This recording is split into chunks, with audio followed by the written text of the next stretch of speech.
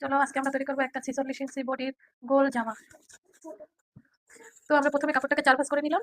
এই যে 4 ভাঁজ করে বন্ধ সাইড, এটা হচ্ছে বন্ধ সাইড আমার দিকে রাখবো, খোলা সাইড এটা হচ্ছে খোলা সাইড বিপরীত দিকে থাকবে। তো আমরা সর্বপ্রথম গলা মাপ নিয়ে নেব। গলা 2.5 ইঞ্চি, 2.5 ইঞ্চি গলা। তারপরে আমরা কাঁধের মাপ নিয়ে নেব, যেহেতু এটা 46 ইঞ্চি বডির জামা, কাঁধের মাপ নিয়ে নেব 5.5। তারপরে আর্ম হোল বা হাতার মোহরের মাপ নিয়ে নেব 8। তারপরে আমরা বডির মাপ নেব। গলার নিচে ডিপ হবে 5.5, সামনে পিছনে একই রকম গলা, গোল গলা, এক সামনে পিছনে সমান গলা, গোল গলা। তারপরে 46 ইঞ্চি বডির 4 ভাগের 1 ভাগ হচ্ছে, এই যে আমরা ভাগ করে নেব। 46-এর অর্ধেক হচ্ছে 23, 23-এর 11.5। তো আমরা চেস্টের মাপ বগল থেকে 2 ইঞ্চি নিচে থেকে নেব। চেস্টের মাপ 11.5, 1 ইঞ্চি সেলাই। এবার আমরা কোমরের মাপটা কোথা থেকে নেব? কোমরের মাপটা নেব 13 ইঞ্চি নিচ থেকে, আর বলে 13 ইঞ্চি নিচ থেকে। কোমর আছে 50, 12.5 যোগ হচ্ছে 1, যেহেতু এটা গোল জামা। এখন আমরা এটা দিয়ে সুন্দরভাবে ওই সেলাইয়ের সাথে কোমরের মাপের সাথে মিলিয়ে নেব।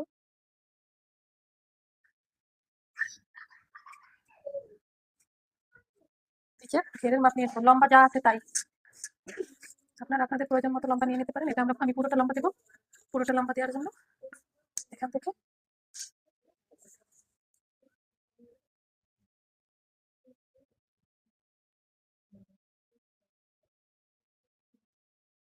যেটা গোল জামা এই শেপটা দিয়ে রাউন্ড শেপ দিয়ে নেব।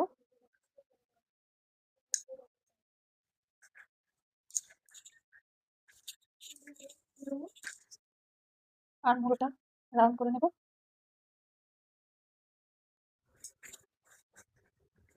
সেলাই অনেক সহজ জিনিস, একটু খেয়াল করলেই হয়। এত সিরিয়াসলি হাজার হাজার মাপ যদি প্রথমেই নিতে চান তাহলে তো সেলাই শেখা সম্ভব হবে না। প্রথমে সহজভাবে শিখতে হবে, তারপরে আস্তে আস্তে কঠিনের দিকে যেতে হবে।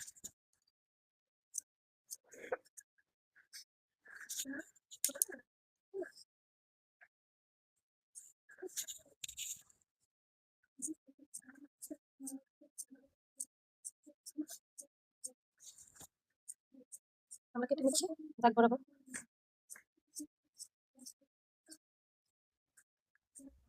এটা গোল জামা বা সুন্নতি জামা যেটাকে বলে, অনেক সহজ। একবার চেষ্টা করলে আশা করি নতুনরাও পারবে। গলাটা কাটার সময় কেচিটাকে বড় করে করে আস্তে আস্তে কেচিটা রাউন্ড করে নেবেন। একটু শেপ করে কাটবো।